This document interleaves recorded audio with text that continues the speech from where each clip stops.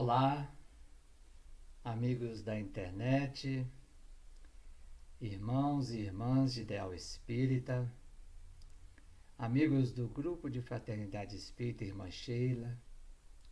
Mais uma vez aqui estamos com alegria para refletirmos novamente sobre a mensagem libertadora da Boa Nova de Jesus. Estamos felizes com mais esse convite dos nossos irmãos. E nessa oportunidade, nós falaremos sobre um tema interessantíssimo e importante para os dias atuais que atravessamos de transição planetária: o discípulo e a multidão. Mas antes de começarmos as nossas reflexões, vamos iniciar com uma prece. Vamos voltarmos para o nosso interior, naquela quietude que Jesus nos ensinou,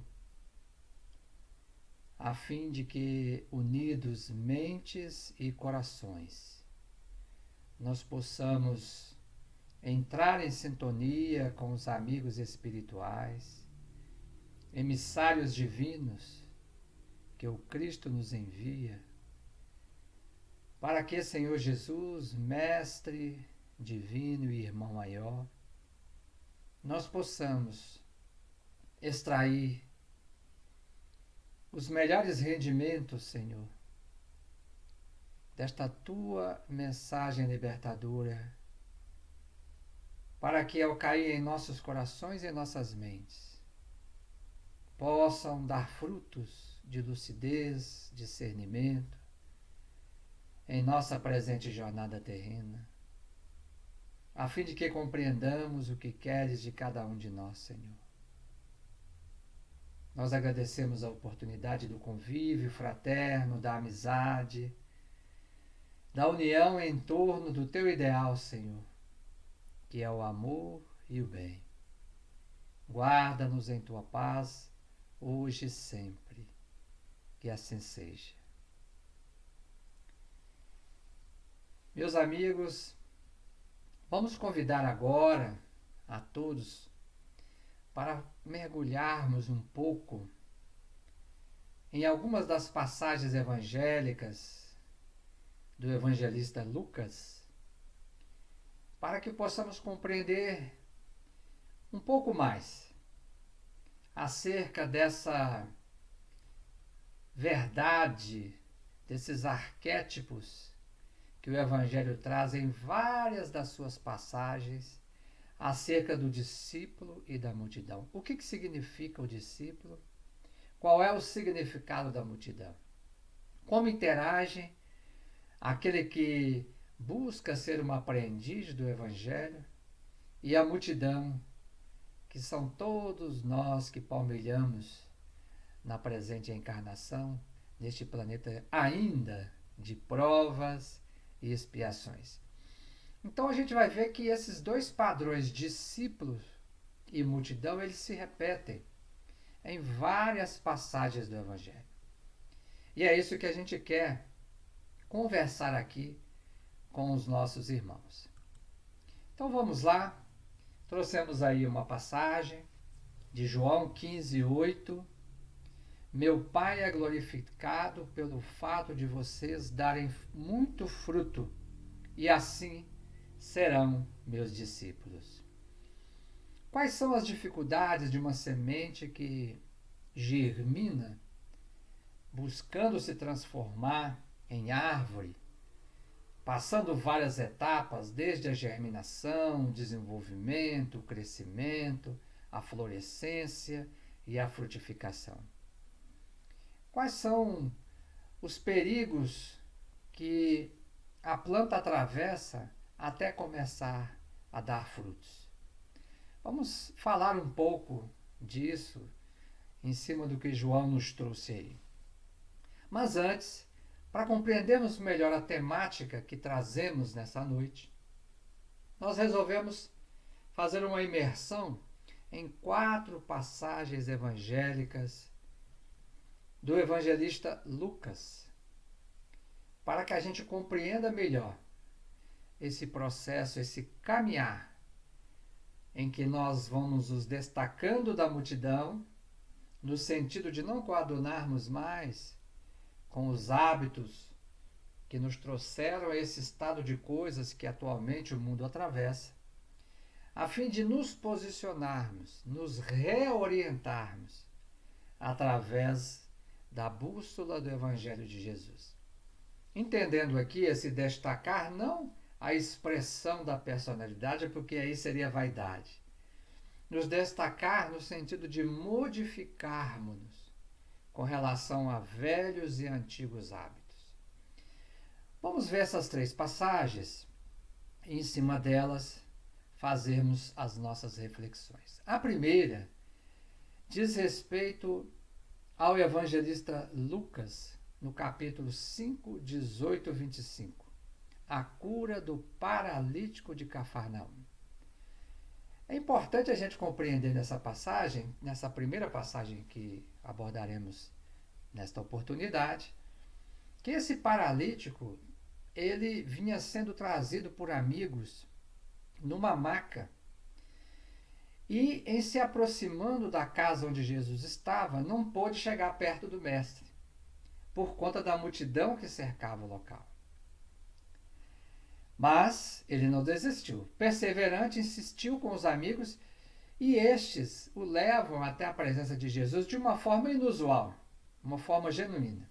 Retiram as telhas da casa onde estava o mestre e depois o descem, o paralítico, através de cordas para que se posicionasse aos pés de Jesus.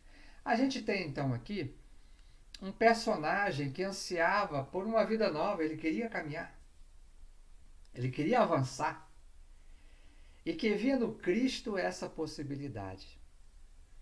Para além das limitações físicas, a gente pode fazer uma comparação também, para que a gente possa entender as lições do Evangelho no seu sentido espiritual. Uma alma estagnada espiritualmente é uma alma paralítica, do ponto de vista espiritual. Mas quando ela decide voltar a avançar, a progredir, a caminhar na senda da evolução, ela sabe, e humildemente foi isso que aconteceu com esse paralítico. Ele se postou, ele se curvou à mensagem libertadora de Jesus, na expressão quando eles o descem até os pés do Mestre. De modo a adotar a proposta libertadora da Boa Nova do Cristo para a sua própria vida. Para então se soerguer, se elevar espiritualmente e avançar na senda do progresso espiritual. Interessante aqui é que podemos fazer uma relação também dessa passagem com a casa mental. Por quê? Porque ele entrou pelo telhado. Qual é o telhado da casa mental? Qual a parte da casa mental? Lá no livro No Mundo Maior, de André Luiz, nos capítulos 3 e 4, quando o instrutor Calderaro faz uma belíssima comparação do cérebro a uma casa. Qual é a parte do cérebro que ele coloca da casa que está no topo, lá próximo do telhado? O superconsciente, o sótão da casa, de onde, segundo ele, brotam as inspirações divinas, aquilo que nós ainda viremos a nos tornar, os frutos que nós ainda daremos como planta do Senhor, que ainda está em fase de crescimento. Nos mostrando que é através do acesso a esse superconsciente. E como é que nós acessamos? Através da oração, através da caridade, dos gestos de bondade. É através desse acesso que nós vamos nos soerguer espiritualmente. Também é uma importante reflexão que fazemos nessa passagem. Mas o que é que atrapalhava esse irmão a chegar ao Cristo? A multidão. E assim, nós vamos ver no próximo, na próxima passagem evangélica, que é Lucas, capítulo 8, versículos 43 a 48, da cura da mulher hemorroísa. Essa mulher, gente, para a gente ter uma ideia, essa é uma passagem muito conhecida de todos nós na literatura espírita, né?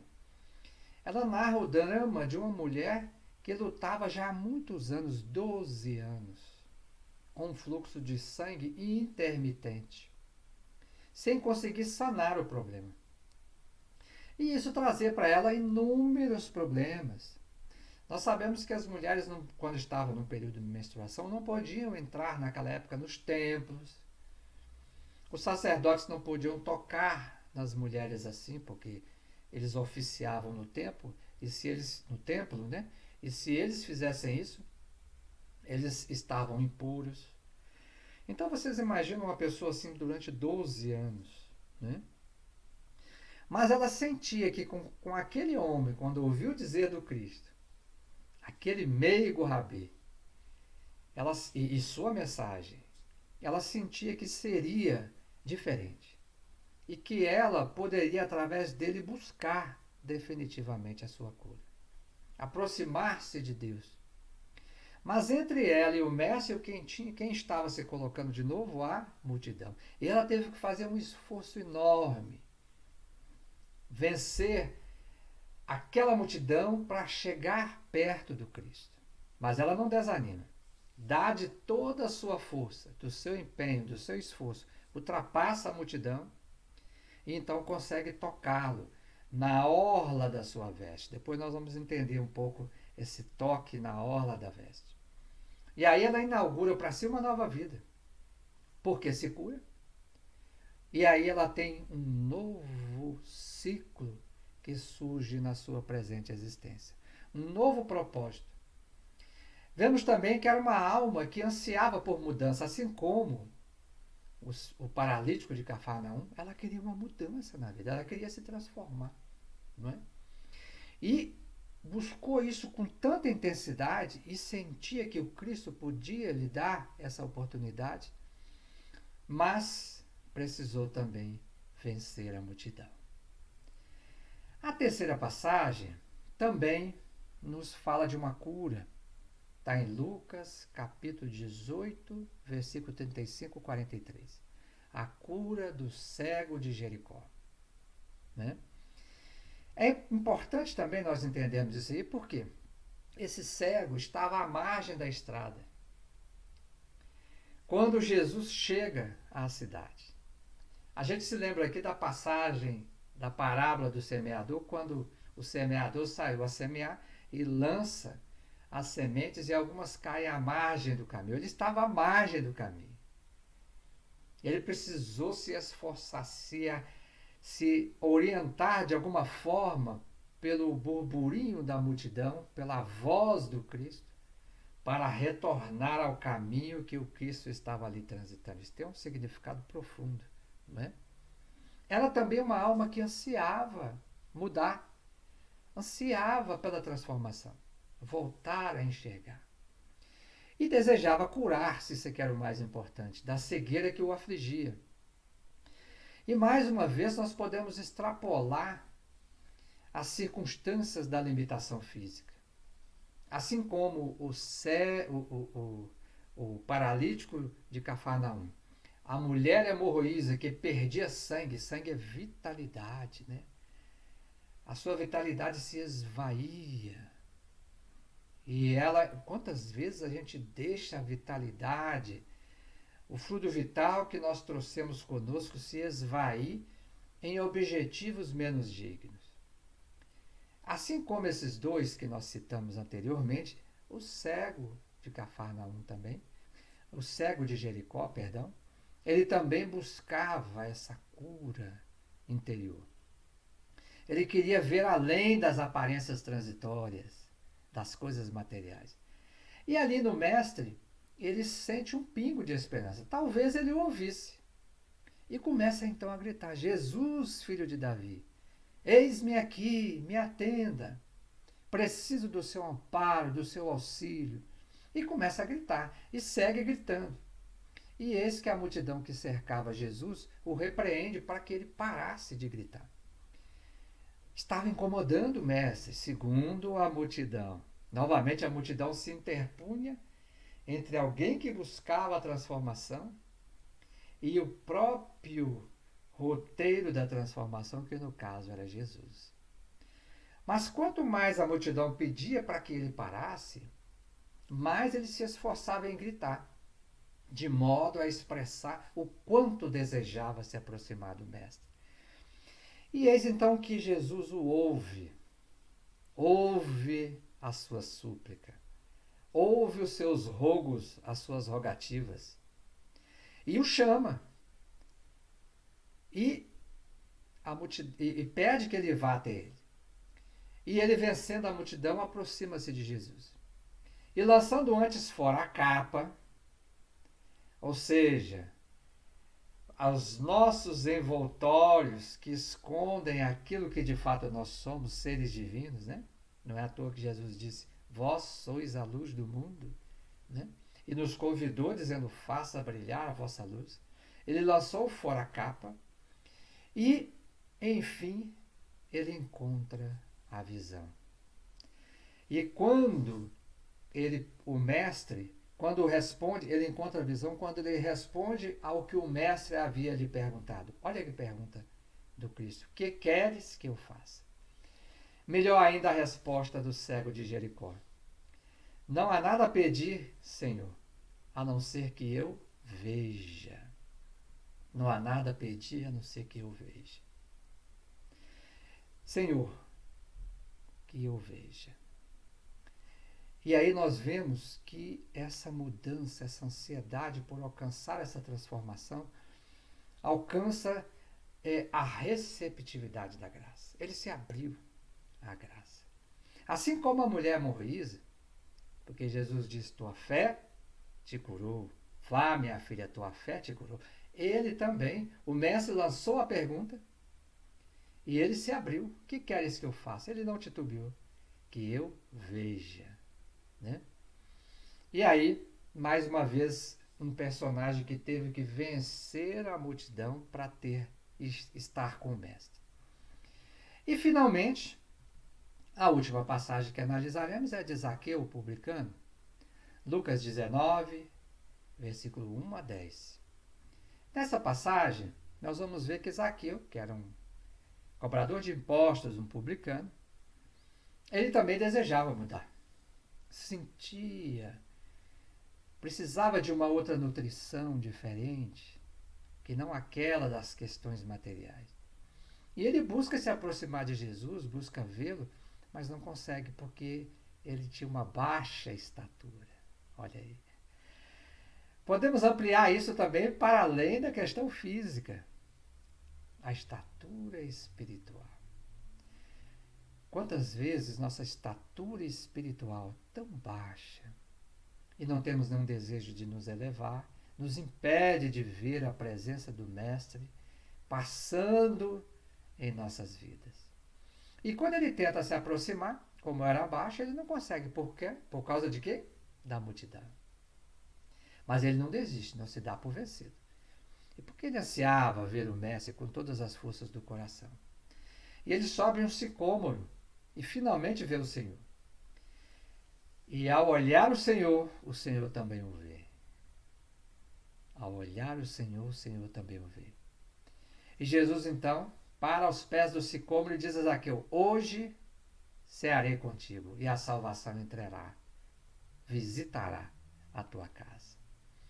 Então, quantas vezes nós precisamos despertar, e às vezes a dor faz esse trabalho de nos despertar, para que a gente abra as portas da nossa casa mental, para que o Cristo possa nela adentrar. E não só adentrar, mas fazer morada, se hospedar, de preferência definitivamente. Mais uma vez nos deparamos com uma alma ansiosa por mudança e renovação efetiva com Jesus, e que encontra a resistência da multidão para dele se aproximar. E a gente começa a perceber então os elementos comuns nessas passagens de Lucas.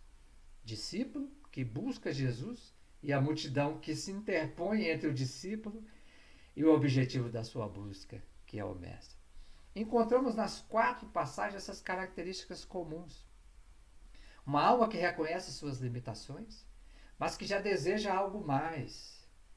Já não se satisfaz com as trivialidades da vida material. Já despertou por uma busca diferente da multidão, que ainda continua com os mesmos hábitos, né? E busca seguir Jesus e não mede esforço. Nenhum dos 4 mediu esforço, sacrifício para alcançar o Mestre.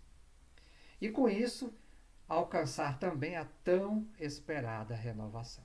Esse é um arquétipo, meus irmãos, que se reproduz em todo o Evangelho de Jesus. A inter-relação entre discípulo e multidão. E a fim de que sintamos o que somos. Essa é a proposta da nossa reflexão hoje. O que é que nós somos? Somos já discípulos? Ou somos multidão? Ou estamos num processo de transição? Olha aí a transição planetária. Se destacando da multidão para adentrarmos no discipulado. Né? Porque esses dois fazem parte da nossa trajetória evolutiva. Por isso, nós vamos ver aqui alguns arquétipos do Evangelho, para situarmos melhor as nossas reflexões desta oportunidade. Aprendemos com o seu saudoso irmão Honório Abreu, lá no Grupo Emmanuel. O seu Honório Abreu dava cursos de Evangelho, não só lá, mas visitou inúmeras casas, inclusive a Casa de Sheila, assistimos também lá várias palestras dele sobre o Evangelho. E ele disse que no Evangelho existem 4 arquétipos, né? Que são modelos evolutivos do ser humano. O primeiro dele, ele chama de adversário.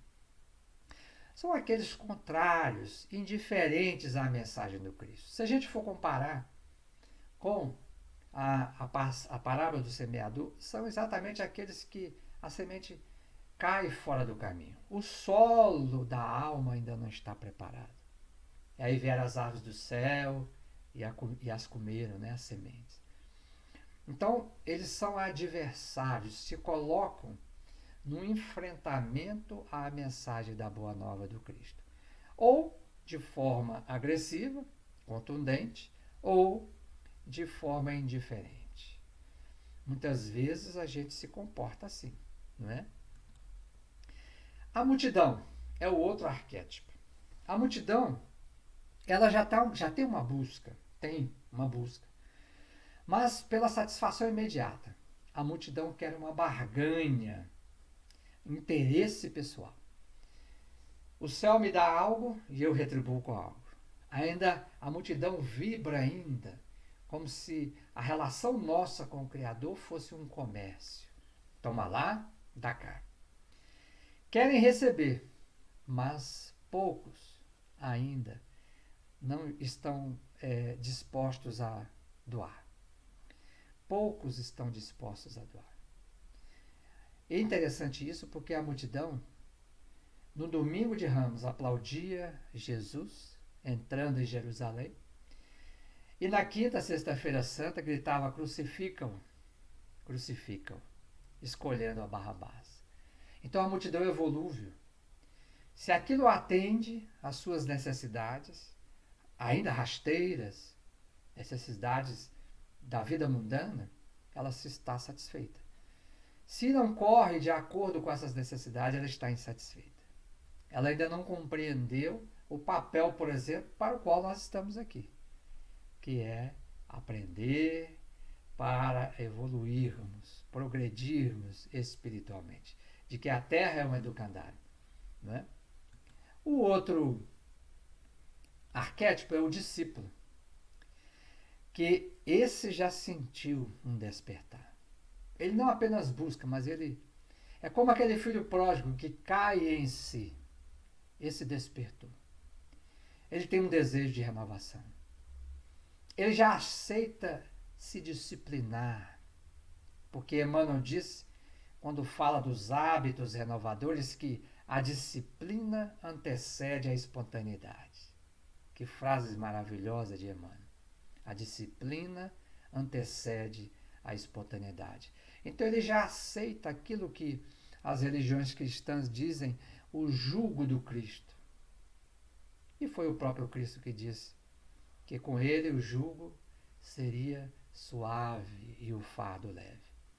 Ele já se dispõe a buscar fazer a vontade de Deus. Embora tenhamos oscilações, embora muitas vezes retornemos ao meio da multidão, quiçá muitas vezes num dia equivocado, nos transformamos até em adversários. Então estamos nesse esforço. E esse discípulo aqui é o verdadeiro espírita, que Kardec diz, não é? Que é o esforço em domar as suas más tendências, né? Ele busca, de fato, conquistas reais. Ele busca conquistas reais. Ele está buscando essa renovação. O homem novo em Cristo, como diria Paulo, né? E o quarto arquétipo já é o apóstolo. O apóstolo, meus amigos, é a semente que caiu no solo fértil, né? O apóstolo é a carta viva do Cristo. É a própria mensagem do Mestre. Homem novo em Cristo. Uma maravilha isso, né? Homem novo em Cristo. É a própria mensagem de Jesus. E nós ainda estamos muito distantes, né? De termos atingido esse ápice do apostolado. Mas é para lá que rumamos. Primeiro entraremos no discipulado com firmeza, com consolidação, para depois adentrarmos aos poucos, através das reencarnações, no apostolado. Essa é a nossa trajetória. O adversário é a semente que caiu fora do caminho, a multidão é aquela semente que caiu em solo pedregoso e que até brotou, mas as raízes são rasas. O discípulo já caiu num solo em que as raízes se aprofundaram, mas tem que tomar cuidado com os espinheiros, que Jesus depois explica são as ansiedades da época. Tomar cuidado para que isso não sufoque a planta e impeça ela de produzir frutos, né? Lembrarmos da passagem de João. E o apóstolo já é a planta que caiu a semente que caiu no solo fértil e que já distribui, né, as suas bênçãos através da sombra farta e também através dos seus frutos, alimentando a todos os que dele se achegam. Bom, feita essa explicação, nós vamos ver então a multidão, o esforço do discípulo para se destacar da multidão. E aí nós trouxemos aqui do livro Harmonização, capítulo O Toque, lá de Emmanuel, ele diz assim: ainda hoje o Cristo sofre o assédio das multidões necessitadas e sofredoras. Apertam-no através de templos, círculos, reuniões, oprimem-no com as mais estranhas rogativas. É perseguido, disputado, instado com violência, mas Jesus conhece aquele que o toca depois da renúncia. A mulher hemorroísa, né? Os vãos processos das facilidades venenosas. Esse é um desafio do discípulo. Renunciar ao galardão terreno, às ilusões de buscarmos nutrição nas coisas do mundo. Por isso que o Cristo disse: eu venci o mundo. E nos recomendou dizendo que o reino dele não era desse mundo. Se não é desse mundo, o nosso também não é. Mas precisamos do mundo para encontrarmos o caminho para o verdadeiro reino. Essa é a sabedoria de viver no mundo sem ser do mundo. Identifica Jesus entre milhões de necessitados aquele que se caracteriza por intenções de valor real. E volta-se, pleno de carinho desvelado, por acolhê-lo nos braços fortes e generosos. Então, quando nós começamos a nos destacar da volubilidade da multidão e a compreender a necessidade de nos nutrirmos com aquela água cristalina que ele ofereceu à samaritana no poço de Jacó, quando nós começamos a fazer isso, ele se mostra e se apresenta. Não que antes ele não tivesse, porque ele é sempre um pastor zeloso das suas ovelhas, mas nós não o enxergávamos. Nós estávamos indo com uma multidão. Nós ainda não havíamos percebido o que ele quer de nós. E é a hora de fazermos aquela pergunta que Paulo fez quando literalmente caiu do cavalo. Senhor, o que queres que eu faça? Essa é uma pergunta decisiva para o discípulo. Como, na verdade, ele fez para o cego de Jericó. E o cego disse que eu veja. Né? Interessante as correlações, porque é um processo invertido. Paulo pergunta para ele: que queres que eu faça? E, na verdade, Paulo estava cego.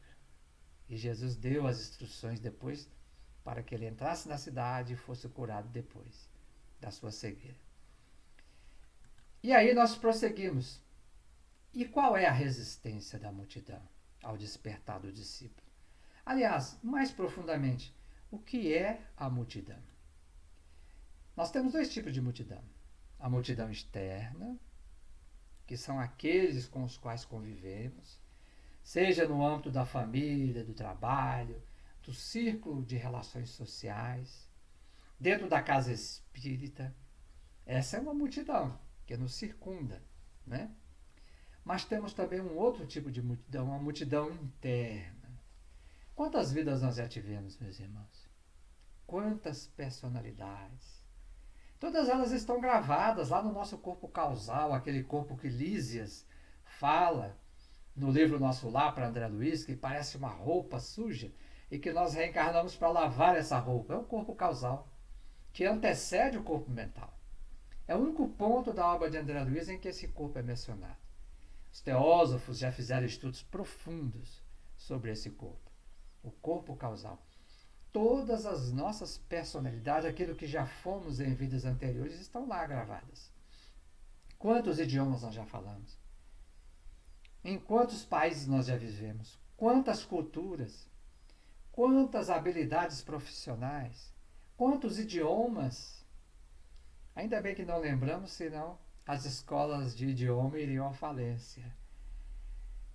Então nós vemos que temos uma multidão dentro de nós e que grita, como aquela passagem de Jesus com o endemoniado gadareno: somos legião, somos uma legião de muitos, somos muitos.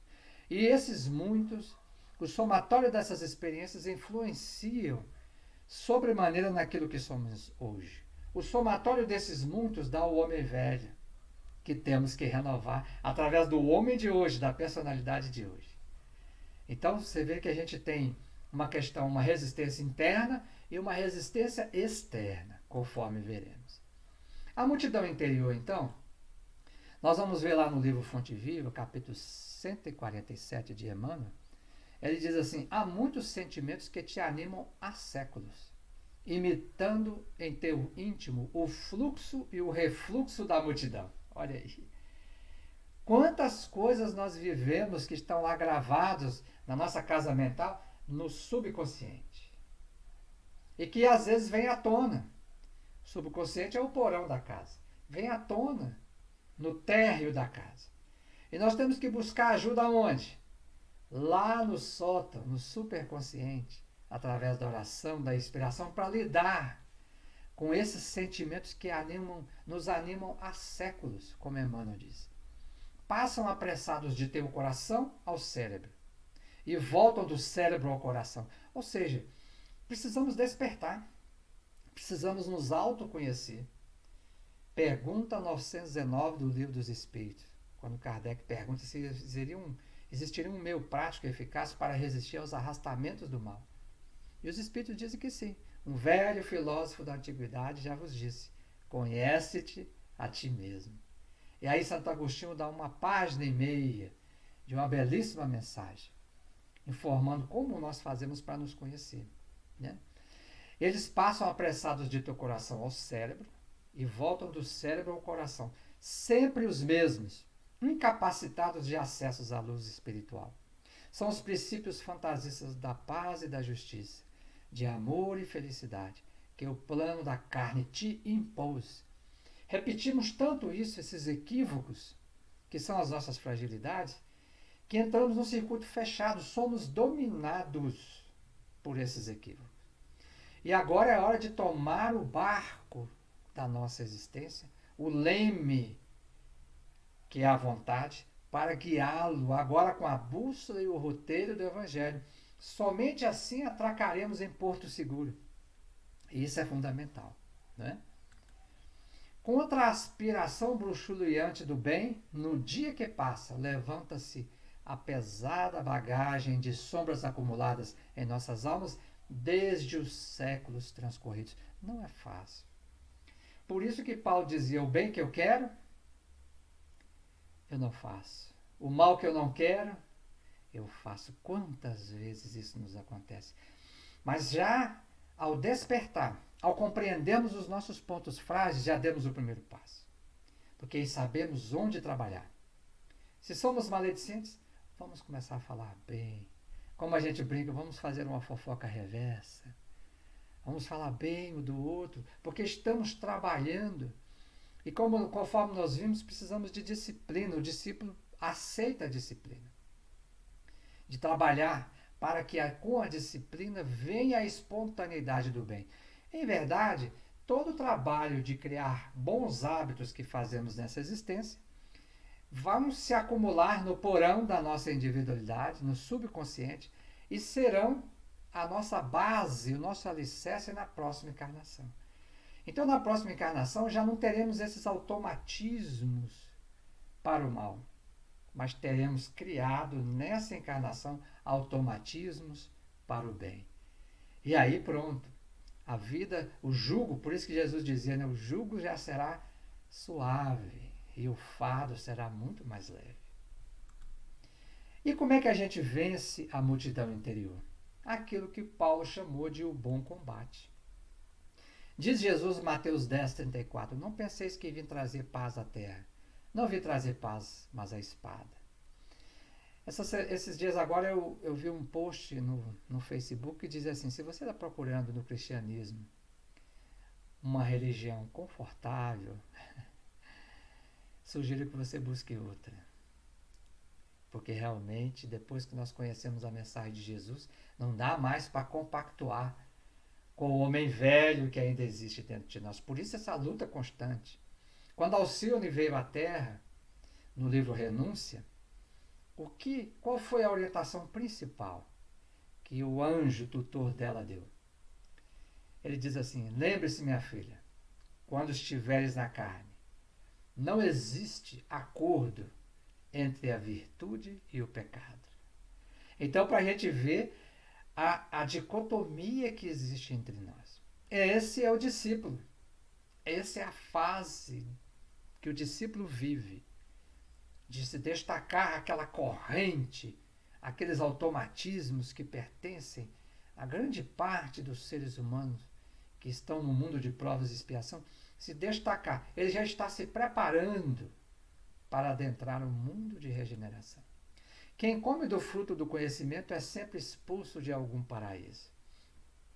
Quando a nossa mente se abre a um conhecimento edificante, não conseguimos mais ser os mesmos. Não dá mais para compactuar, conforme dizemos, com os hábitos antigos. Então trava-se em nós um conflito permanente. É isso que a Melanie Klein quis dizer nessa frase. Porque não faço o bem que quero, mas o mal que não quero, faço. Isso é Paulo mostrando a luta que ele travou ao longo de 30 anos divulgando a mensagem de Jesus, mas foi perseverante. Tanto que ao final, o que ele disse? Cheguei ao final da carreira, guardei a fé, né?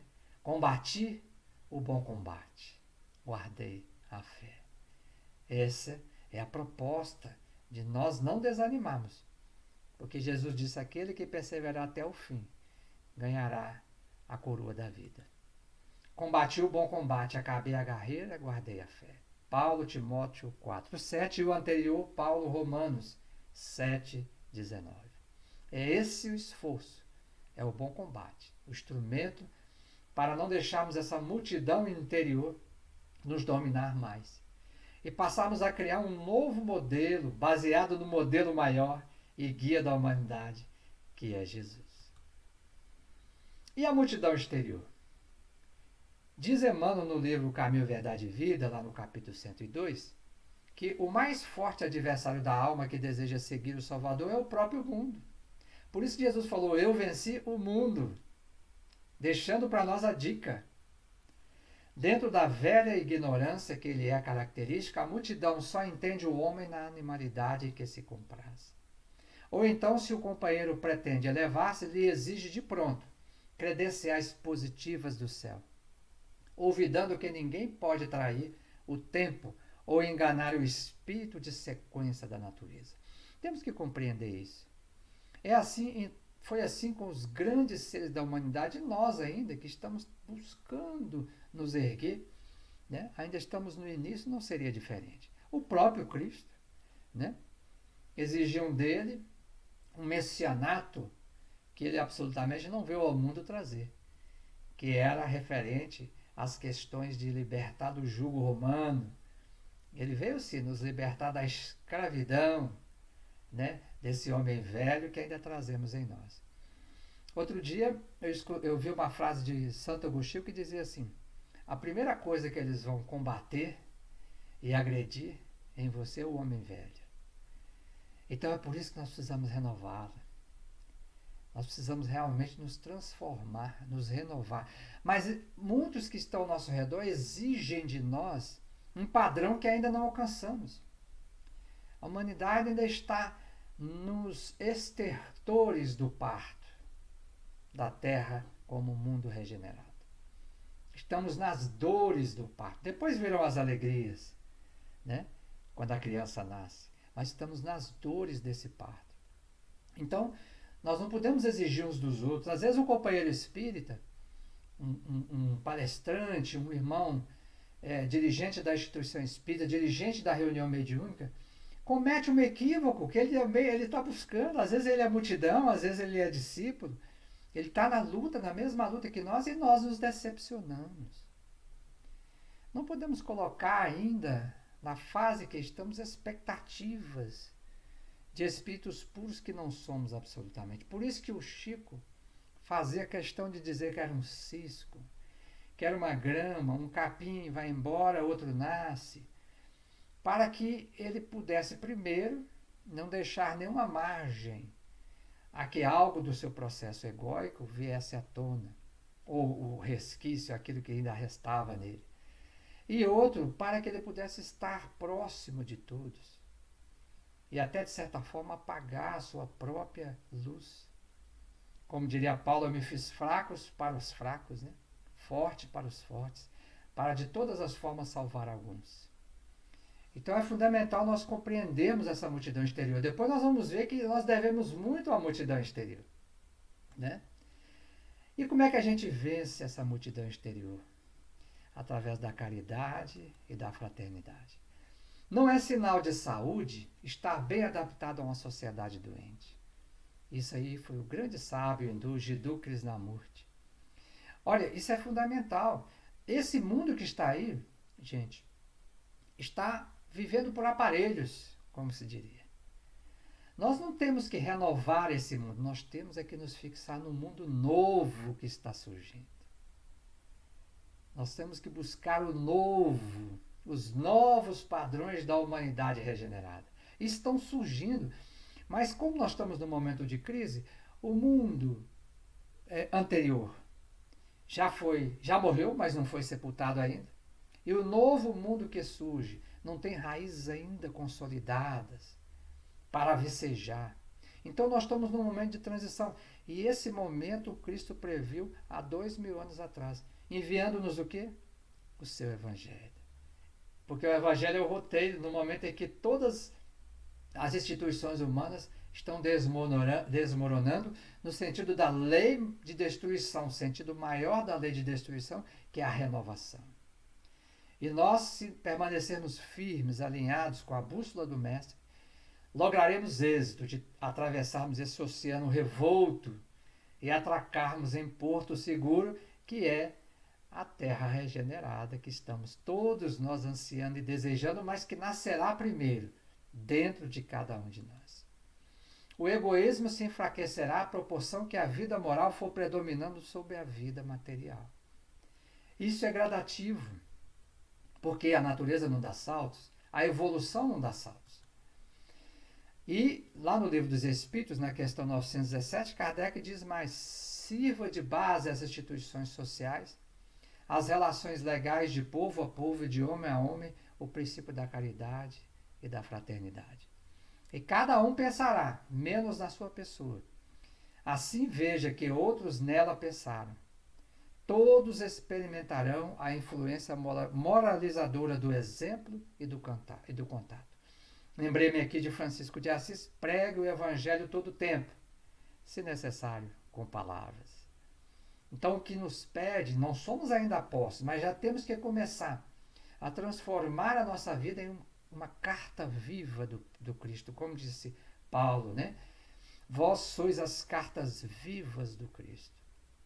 É hora de já começarmos, para que possamos contribuir com esse mundo melhor que todos nós desejamos. E os desafios do discípulo? Jesus disse: que fazeis de especial? Temos recebido tanto. A doutrina espírita é o maior presente que recebemos na presente existência, na atual existência. E o que temos feito de especial com esses tantos recursos que recebemos?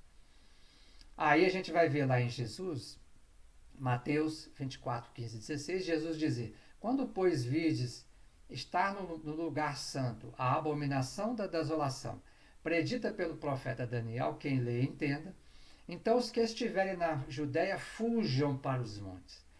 Gente, é incrível, mas hoje nós temos visto isso todo momento. O que era equívoco, hoje passa a ser cortejado como algo correto, né? A agressividade que deveria ser abolida de nós passa a ser cultuada como meio de atingir os objetivos sociais. E tantos outros exemplos. E nós vamos ver então a parábola de Jesus do joio e do trigo. O joio cresceu, e muito. Mas não pensemos que ele cresceu apenas fora de nós. Cresceu também dentro de nós. É importante enxergar. E quando isso à nossa volta estiver acontecendo, olha a recomendação de Jesus: fujam para os montes. Então, no mundo que exalta a inquietude do consumismo, tenhamos a coragem de cultivar a serenidade da simplicidade. Que exalta o abismo da vaidade, ouse situar-se nas alturas da humildade. Que se estreita no individualismo, conquiste a amplidão da fraternidade. Então nós temos que nos refugiar nos parâmetros de elevação que o Evangelho preceitua para nós. Somente assim nos protegeremos vibracionalmente, não nos perderemos nos atalhos traiçoeiros, convidativos do mundo, e seremos também instrumentos em favor daqueles que estão perdidos. O Cristo atuará através de nós em favor desses irmãos e cada vez mais consolidaremos a nossa posição como pretendentes ao discipulado com Jesus. Agora, para tudo isso, nós precisamos de vontade. Em face do atual extravasamento de egoísmo, grande virtude é verdadeiramente necessária para que alguém renuncie à sua personalidade em proveito dos outros. Olha, nós precisamos de ter muita vontade, para renunciar ao egoísmo, ao querer da nossa vontade, e deixar que a vontade do Pai se faça em nós. Para fazer-se o bem, mistério sempre se torna a ação da vontade, é fundamental a vontade. Então a gente vê lá a primeira parte, a primeira questão que colocamos aí no Livro dos Espíritos, questão 917, com Fênelon, né? E a segunda, no capítulo 15, item 10, Paulo, o apóstolo. É fundamental fazermos o bem, mas para isso precisamos querer. Quando o homem crê que não pode vencer as suas paixões, é que seu espírito se compraz nela, em consequência da sua inferioridade. Vencê-las é para ele uma vitória do espírito sobre a matéria. Então essa desculpa de eu não consigo, na verdade é porque a gente ainda se compraz com as nossas próprias imperfeições. E se quisermos avançar, precisamos romper esse circuito fechado que a gente vem transitando nele, como disse Emmanuel na passagem anterior, esse fluxo e refluxo do cérebro ao coração há séculos. Precisamos dar um basta, romper isso. E a forma de rompermos isso é aderirmos com a ação da vontade ao desejo sincero de sermos melhores através da vivência da fraternidade. E aí nós vemos lá no Pão Nosso, o discípulo de Jesus. O discípulo aplicado assevera: de mim mesmo nada possuo de bom, mas Jesus me suprirá de recursos segundo as minhas necessidades. Não disponho de perfeito conhecimento do caminho, mas Jesus me conduzirá. O aprendiz preguiçoso declara: não descreio da bondade de Jesus, mas não tenho forças para o trabalho cristão. Sei que o caminho permanece em Jesus, mas o mundo não me permite segui-lo. O primeiro galga a montanha da decisão. O segundo estima o descanso no vale fundo da experiência inferior. Vocês perceberam o trocadilho que Emmanuel fez nessa passagem com a preposição mas? Aquele que é aplicado, ele fala: de mim mesmo nada possuo de bom, mas Jesus me suprirá de recursos. Ou seja, ele não se esquiva ao trabalho, à ação. Se coloca em condição de ser instrumento e sabe que o Cristo proverá, porque a obra não é dele, a obra é do Cristo, proverá todas as necessidades e recursos de que ele necessitar. Já o aprendiz, que ainda está com os dois pés na multidão, né? Às vezes titubeante ainda, ele fala: não descreio da bondade de Jesus, ou seja, as coisas estão aqui. Aonde? Aqui ainda, no lado intelectivo. Mas não tenho forças para o trabalho cristão. Se diz incapaz, inútil, quando todos nós recebemos talentos e temos que multiplicá-lo, ou devemos multiplicá-lo, em favor daqueles que nos rodeiam, para que a gente possa ter a nossa existência no mundo justificada, para que possa ter valido a pena a presente encarnação. E olha, gente, a fila do lado de lá é muito grande.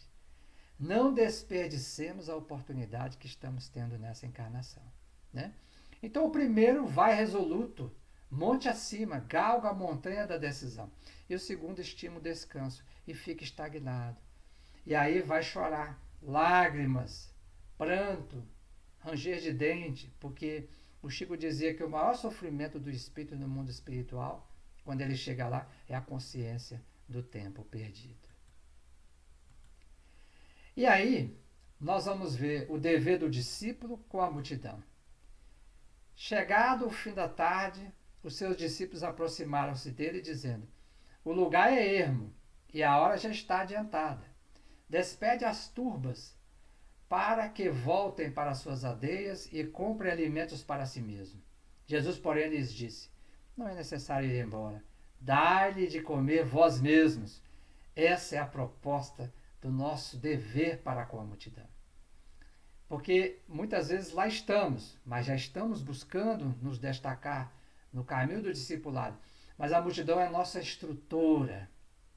São eles a porta através da qual nós entendemos a nós mesmos e buscamos os recursos da caridade para despertar a luz que existe em nós. Vendo a multidão, o mestre sobe a um monte e começa a ensinar. É imprescindível empenhar as nossas energias a serviço da educação. Ajudemos o povo a pensar, a crescer e a aprimorar-se. Auxiliar a todos para que todos se beneficiem e se elevem, tanto quanto nós desejamos melhoria e prosperidade para nós mesmos. Constitui para nós a felicidade real e indiscutível. É fundamental, gente, nos colocarmos em favor dos necessitados que cruzam a nossa existência. A multidão não é nossa inimiga. A multidão nos oferece a condição de vencer a nós mesmos. Portanto, quando os amigos espirituais, eu suspeito, quando a gente pega a obra de André Luiz, nós vamos ver que vários benfeitores que assistem dramas que são narrados ali, ao final a gente entende que eles mesmos dizem que estiveram envolvidos com aquele grupo de espíritos, só que de uma forma infeliz, em um passado remoto. Então, eu acredito que muitos dos nossos benfeitores que nos assistem, que nos trazem apoio dentro da casa espírita, muitos deles vêm demonstrar o débito de gratidão deles para conosco. Porque talvez no passado nós tenhamos sido os algozes deles, mas foi através de nós que eles conseguiram chegar onde eles hoje se encontram. Aí nós vemos o Dr. Bezerra de Menezes, que recebeu o convite de Maria Santíssima para ir para outras esferas mais elevadas e pediu à Mãe Santíssima para ficar aqui porque ele tinha uma gratidão muito grande. E tinha muitos aos quais ele havia se afeiçoado e que ele gostaria de continuar auxiliando nesse instante de transição planetária. Né? Esse é o nosso dever. Agora tem mais uma coisa importante. Paulo nos diz algo interessante, porque o discípulo, ele é um devedor da multidão. Olha que interessante isso. Olha o que Paulo diz em Romanos. Eu sou devedor tanto a gregos como a bárbaros, tanto a sábios como a ignorantes. Paulo, Romanos 1,14. Aí o Emmanuel comenta essa passagem.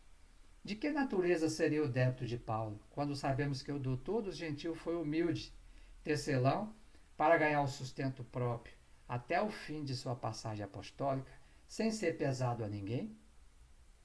Quem alcançou a felicidade de compreender o ensinamento do Cristo, ou de seus emissários, recebe um sagrado depósito em valores imortais. E é justo que quem saiba se constitua em devedor de quem ignora. Quem tenha se reconheça como devedor de quem não possua. No ato de ensinar ou de proporcionar, reside, porém, uma das grandes situações desse mecanismo de realização deste pagamento. Nós temos um débito de gratidão para com aqueles que se situam em nosso caminho, principalmente os que se intitulam nossos adversários e que fazem parte da multidão. Temos um débito de gratidão. E devemos repassar a eles, em favor deles, multiplicar todos os recursos para os quais nós trouxemos para a presente encarnação. Porque é uma forma de podermos transformar esses recursos, que muitas vezes malbaratamos em vidas passadas, em agentes impulsionadores dos corações, que se hoje estão como adversários nossos, talvez no passado tenham sido nossas vítimas. Então, é importantíssimo olhar para o outro como alguém que merece de nós todo o empenho e dedicação no serviço, compreendendo aí que o trabalho cristão, ele é mais serviço do que simplesmente ação. Porque Emmanuel disse que o trabalho-ação renova o ambiente que está ao seu redor. E o trabalho-serviço transforma e renova o próprio trabalhador. E aí nós trouxemos aqui, no livro Fonte Viva, no capítulo 74, Quando há luz, a seguinte comentário de Emmanuel da passagem O amor do Cristo nos constrange. Paulo, 2ª Epístola aos Coríntios 5,14. Uma passagem belíssima de Emmanuel, que é a síntese de tudo que trouxemos aqui entre o discípulo e a multidão. E diz Emmanuel assim: quando Jesus encontra santuário no coração de um homem, modifica-se-lhe a marcha inteiramente. Não há mais lugar dentro dele para a adoção improdutiva, para a crença sem obras, para a fé inoperante. Algo de indefinível na terrestre linguagem transtorna-lhe o espírito. Categoriza-o a massa comum por desajustado. Entretanto, o aprendiz do Evangelho, chegando a essa condição, sabe que o trabalhador divino, como que ele ocupa as profundidades do ser, renova-se-lhe toda a conceituação da existência. O que ontem era prazer, hoje é ídolo quebrado. O que representava meta a atingir é roteiro errado, que ele deixa ao abandono. Torna-se criatura fácil de contentar, mas muito difícil de agradar. A voz do mestre, persuasiva e doce, exorta-o a servir sem descanso. Converte-se-lhe a alma num estuário maravilhoso onde os padecimentos vão ter, buscando arrimo, e por isso sofre a constante pressão das dores alheias. A própria vida física afigura-se-lhe um madeiro em que o mestre se aflige. É-lhe o corpo a cruz viva em que o Senhor se agita crucificado. O único refúgio em que repousa é o trabalho perseverante no bem geral. Insatisfeito, embora resignado, firme na fé, não obstante angustiado, servindo a todos, mas sozinho em si mesmo, segue estrada afora, impelido por cultos e indescritíveis aguilhões. Este é o tipo de aprendiz que o amor do Cristo constrange, na feliz expressão de Paulo. Vergasta-o a luz celeste por dentro, até que abandone as zonas inferiores em definitivo. Para o mundo, será inadaptado e louco. Para Jesus, é o vaso das bênçãos. A flor é uma linda promessa onde se encontra. O fruto maduro, porém, é alimento para hoje. Felizes daqueles que espalham a esperança, mas bem-aventurados sejam os seguidores do Cristo, que suam e padecem dia a dia, para que seus irmãos se reconfortem e se alimentem no Senhor. Se vós permanecerdes na minha palavra, verdadeiramente sereis meus discípulos. João 8:31. Meus amigos, nós agradecemos por mais essa oportunidade de refletirmos juntos sobre a mensagem libertadora do Cristo.